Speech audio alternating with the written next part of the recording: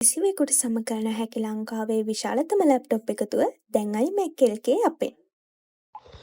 ඉතින් ඔබ අපි කවුරුත් දන්නවා ලෝක කුසලාන තරග මාලාවක් පෙනි තිබියදී එංගලන්ත කණ්ඩායමට ශ්‍රී ලංකා කණ්ඩායම නෝන්ඩි වෙන පරාද වුණා තමන්ගේ රටේම.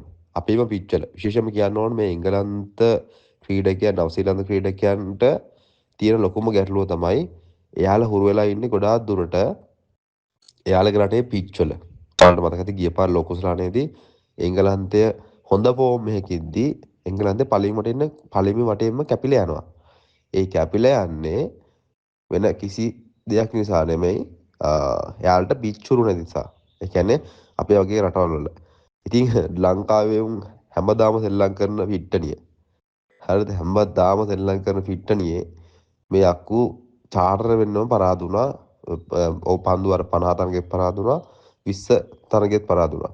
ඉතින් මැච් සීරීස් දෙකම පරාද වුණා. ඒ පරාද වීමට හේතු තියෙනවා. එකක් ක්‍රිකට් පස්සේ නෙමෙයි මුන් යන්නේ සල්ලි පස්සේ. ඒ කියන්නේ මේන්ටේනන්ස් එකක් නැහැ කිසිම. ඒ කියන්නේ දියුණුවක් ක්‍රිකට් වලින් කිසිම දියුණුවක් ක්‍රිකට් වලින් අපි දෙයක් කරගන්න ඕනේ. එහෙම නැහැ. මුන්ට තියෙන්නේ බිස්නස් කරගන්න ඕනේ මොනවාද? අලුත් කඩවල් දාන්නේ කොහොමද? අලුත් ව්‍යාපාර පටන් ගන්නෙ කොහොමද? කොහේ හරි යන්නේ කොහොමද? ආතල්ලයක් ගන්න කොහොමද කියන එක තමයි මුන් ඉන්නේ. මුන්ගේ මූණුවල් දැක්කම එක පේනවා. හරිම මේ ගෝතයෝ ටිකක් වගේ තමයි ඉන්නේ. මුන්ගේ දැන් අර පවන් රත්නායක කියන ක්‍රීඩකයා ආවා. ඉතින් ඒ වගේ ක්‍රීඩකයෝ තමයි හිර වෙලා ඇති ගොඩක් මේ සත්තු ඉන්න මේ සත්තු ටික එලවලා දාන්න ඕනේ කියලා තමයි කියන්නේ. නැත්තම් ලෝක කුසලාන තරගයක් ඉස්සරහට එනවා. ඩෝන්ඩි වෙන්න පරාද වෙන ඕන බලන්නකෝ. හරිද? හිතා ගන්න බැරි මම මෙහෙම කියනකොට හොඳ නෑ.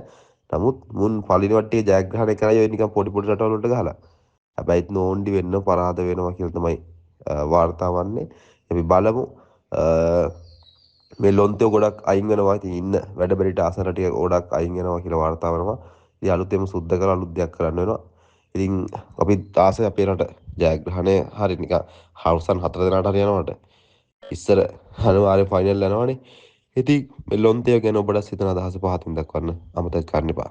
කිසිවෙකුට සම කරන හැකි ලංකාවේ විශාලතම ලැප්ටොප් එකතුව දැන් iMac LK අපෙන්.